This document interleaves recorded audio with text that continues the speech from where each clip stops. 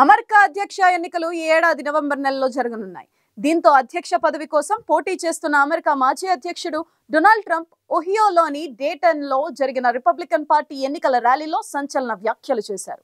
America అధ్యక్ష ఎన్నికల్లో తాను గెలవకపోతే రక్తపాతం తప్పదని అన్నారు ఆ దేశ మాజీ అధ్యక్షుడు డొనాల్డ్ ట్రంప్. దీనికి ప్రస్తుత అధ్యక్షుడు జో బైడెన్ కౌంటర్ వేశారు.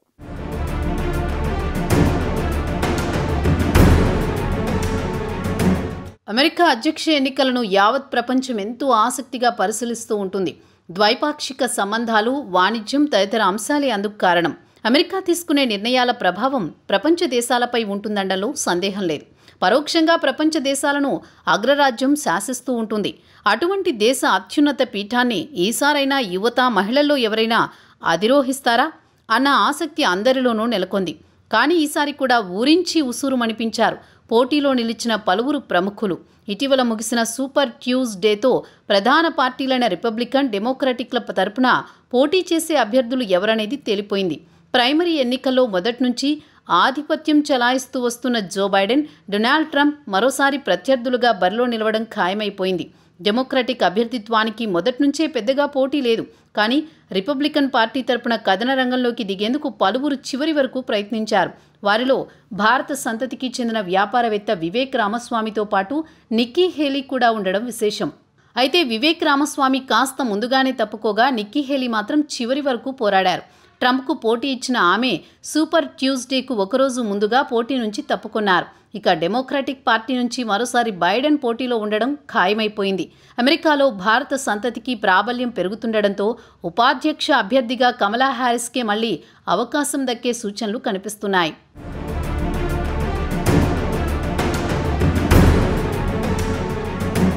పలు ఆరోపణలు ఎదుర్కొంటున్న మాజీ అధ్యక్షుడు డొనాల్డ్ ట్రంప్ మరోసారి అధికార పీఠాన్ని అధిరోహించేందుకు ఉవ్విళ్లూరుతున్నారు. 4 వేర్వేరు కేసుల్లో నేరారోపణలను ఎదుర్కొంటున్న ఆయన కోర్టు అనుమతితో మరోసారి బరిలో నిలిచారు. అయినప్పటికీ రాయిటర్స్ తదితర సంస్థల సర్వేల్లో ట్రంప్ తన ప్రత్యర్థుల కంటే ఎక్కువ పాపులర్ రేటింగ్ సాధించారు.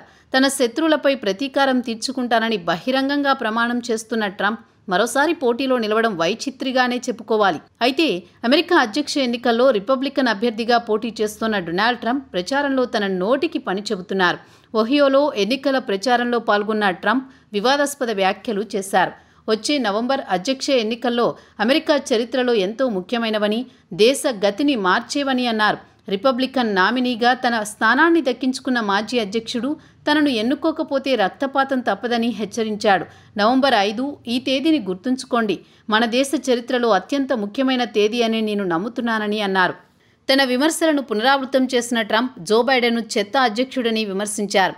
చైనీయులు మెక్సికోలో కార్లను నిర్మించి వాటిని అమెరికన్లకు విక్రయించాలని చూస్తున్నారు. కానీ నేను గెలిస్తే వాటిని అడ్డుకుంటానని అన్నారు. ఇప్పుడు నేను ఎన్నిక కాకపోతే అది మొత్తానికి రక్తపాతం అవుతుంది, అది తక్కువ అవుతుంది. ఇది దేశానికి రక్తపాతం అవుతుంది, అది చాలా తక్కువ అవుతుంది. కానీ నేను ఆ కార్లను అమ్మబోనియను అని ట్రంప్ ధ్వజమెత్తారు.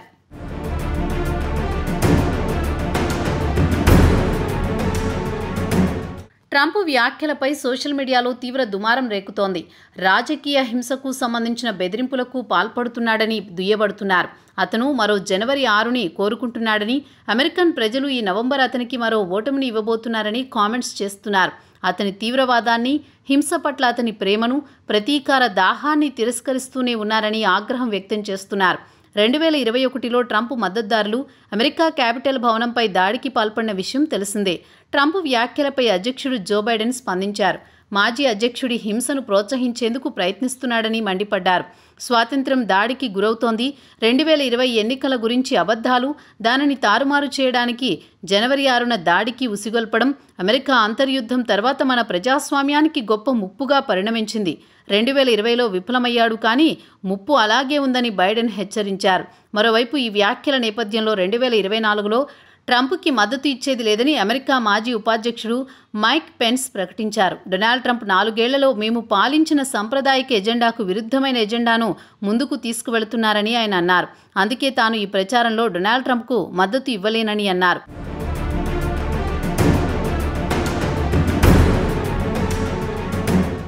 మాజీ అధ్యక్షుడు ట్రంప్ అంటే వివాదాలకు కేరాఫ్ అడ్రస్. గత అధ్యక్ష ఎన్నికల సమయంలో క్యాపిటల్ హిల్పై దాడి ఘటనలో అరెస్ట్ అయిన వారిని ఆయన బందీలుగా, దేశభక్తులుగా అభివర్ణించి అందరితోనూ తిట్టించుకున్నారు. గత నెలలో 3వ ప్రపంచ యుద్ధంపై ట్రంప్ సంచలన వ్యాఖ్యలు చేశారు. ప్రస్తుతం 3వ ప్రపంచ యుద్ధం అంచున ఉన్నామని ట్రంప్ హెచ్చరించారు. ఇటీవల పశ్చిమాసియాలోని బోర్డాన్లో మిలిటెంట్ గ్రూపులు జరిపిన దాడుల్లో 3 అమెరికా సైనికులు ప్రాణాలు కోల్పోయారు. ఈ ఘటనను అమెరికా చాలా సీరియస్గా తీసుకుంది. ధీటుగా సమాధానమిస్తామని అధ్యక్షుడు జో బైడెన్ ఇప్పటికే హెచ్చరించారు. ఈ పరిణామాలపై మాజీ అధ్యక్షుడు డొనాల్డ్ ట్రంప్ స్పందిస్తూ అగ్రరాజ్యానికి ఇదొక భయంకరమైన రోజుగా అభివర్ణించారు. ఈ సందర్భంగా బైడెన్ విదేశీ విధానంపై తీవ్ర విమర్శలు గుప్పించారు. ప్రస్తుతం అమెరికా బలహీనంగా ఉందని, 3వ ప్రపంచ యుద్ధం అంచున ఉన్నామని హెచ్చరించారు. ఇక ఇప్పుడు రక్తపాతం అంటూ మరో వివాదాల తుట్టెను కదిపారు. అయితే అమెరికా అధ్యక్షుడిగా పోటీ చేయడానికి కావలసిన ప్రతినిధుల మద్దతును డెమోక్రటిక్ పార్టీ తరపున ప్రస్తుత అధ్యక్షుడు జో బైడెన్, రిపబ్లికన్ పార్టీ నుంచి డొనాల్డ్ ట్రంప్ సాధించిన విషయం తెలిసిందే. నవంబర్ 5న జరగబోయే ఎన్నికల్లో వీరు పోటీ చేయనున్నారు.